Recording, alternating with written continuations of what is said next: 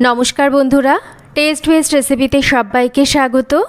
आज हाजिर हয়েছি गरमेर दुपुरे भातेर पाते खाওয়ার मतन खूबই स्वास्थ्यकर कम तेल मशलाय सब्जी दिए पातला माछेर झोलेर रेसिपि निये।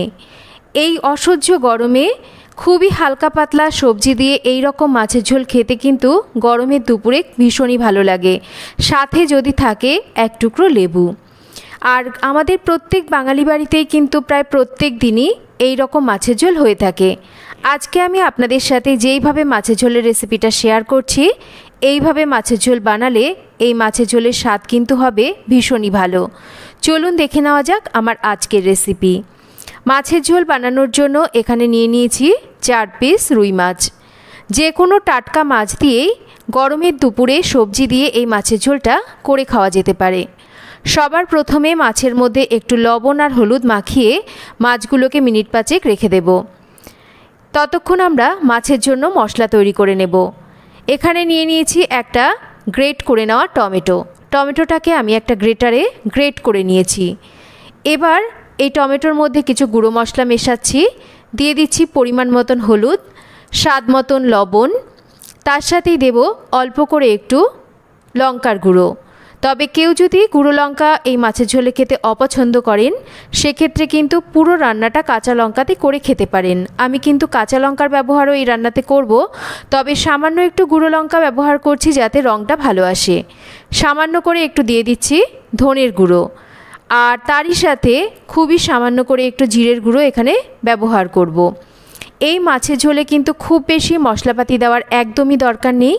খুবই সামান্য মশলায় মাছের ঝোলটা রান্না করব, কিন্তু তা সত্ত্বেও মাছের ঝোলের রং আর মাছের ঝোলের স্বাদ কিন্তু হবে ভীষণই ভালো।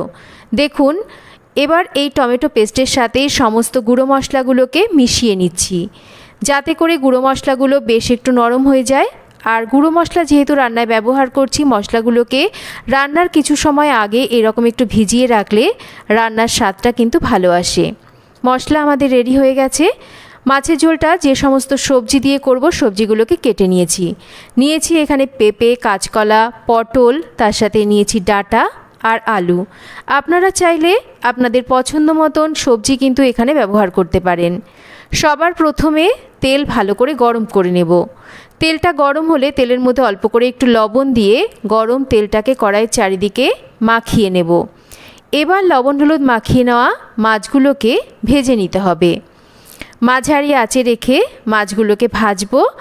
আর মাছগুলোকে তেলের মধ্যে ছাড়ার পর কিছু সময় অপেক্ষা করার পর মাছগুলোকে উল্টে দেব। দুটো পাশই ভালো করে ভেজে নেব। বাকি মাছগুলোকেও ঠিক একইভাবে ভেজে নিচ্ছি।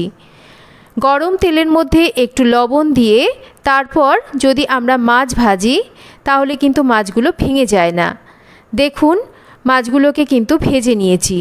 এবার এই মাছগুলোকেও তুলে নিচ্ছি।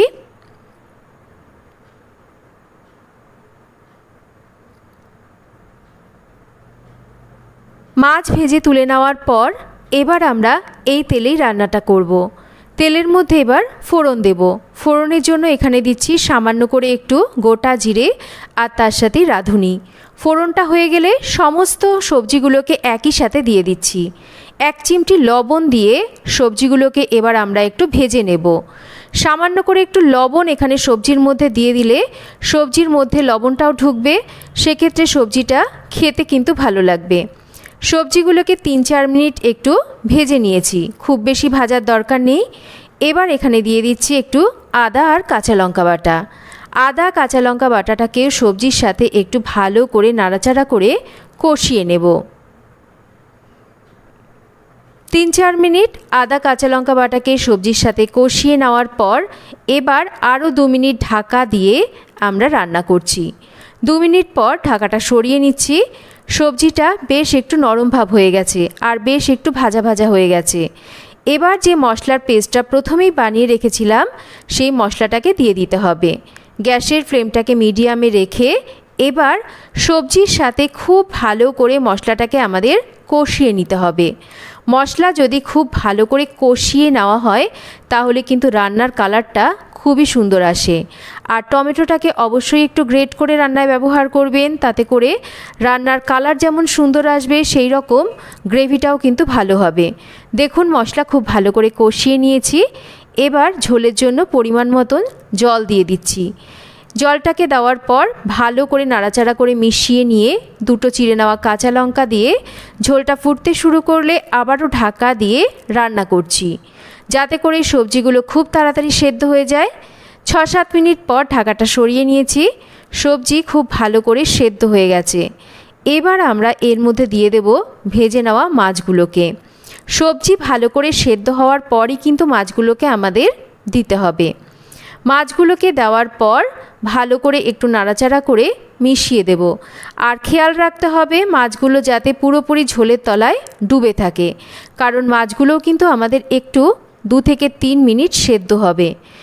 এবার আমরা মাছের ঝোলটাকে 2-3 মিনিট একটু মিডিয়াম টু হাই ফ্লেমে রেখে ভালো করে ফুটিয়ে নেব। একটু ঢাকা দিয়ে রান্না করে নিচ্ছি। 2-3 মিনিট আমি ঢাকা দিয়ে রান্না করে নিয়েছি। এবার ঢাকাটা সরিয়ে নিচ্ছি। মাছের ঝোল আমাদের একদম রেডি। এই মাছের ঝোলের মধ্যে কিন্তু না কোনো রকম গরম মশলা দেওয়ার প্রয়োজন আছে। গরমের হালকা পাতলা সবজি দিয়ে মাছের ঝোল, এই মাছের ঝোল কিন্তু এমনি খেতেই খুবই ভালো লাগে। তৈরি হয়ে গেল দারুণ সুস্বাদু সবজি দিয়ে গরমের হালকা পাতলা মাছের ঝোলের রেসিপি। এই গরমের দুপুরে এক টুকরো লেবুর সাথে এই মাছের ঝোল খেতে কিন্তু খুবই ভালো লাগে। কেমন লাগলো রেসিপি কমেন্ট করে জানাবেন।